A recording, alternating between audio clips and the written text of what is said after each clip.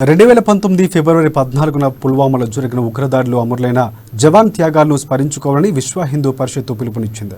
Valentine's day మన సంస్కృతి కాదని, విదేశాల విష సంస్కృతి అని విహెచ్పి జనరల్ సెక్రటరీ పండరీనాథ్ చెప్పారు. పుల్వామా ఉగ్రదాడిలో అమరులైన వీర జవాన్లు స్మరిద్దామన్నారు. అమర జవాన్ల గుర్తింపుగా ఫిబ్రవరి 14ను జరపాలని విహెచ్పి నిర్ణయించిందని ఆయన వివరించారు. ఫిబ్రవరి 14న అమర జవాన్లకు ప్రతి ఒక్కరూ నివాళులర్పించాలని పిలుపునిచ్చారు.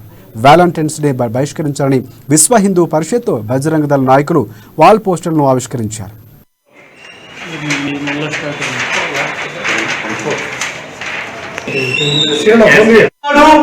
అని కొన్ని విదేశీ శక్తులు ముఠా యొక్క మాఫియా ఇక్కడ మొదలై యువతను చెడగొట్టి అది చాలా గొప్పవాడని చిత్రీకరిస్తూ ఉన్నారు.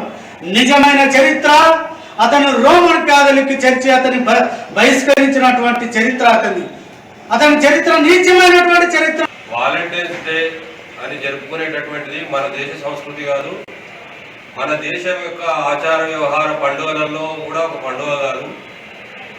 మరి విష సంస్కృతి అది. ఆ విష సంస్కృతిని విదేశాల నుండి మనం దిగుమతి చేసుకొని దాన్ని విచ్చలవిడిగా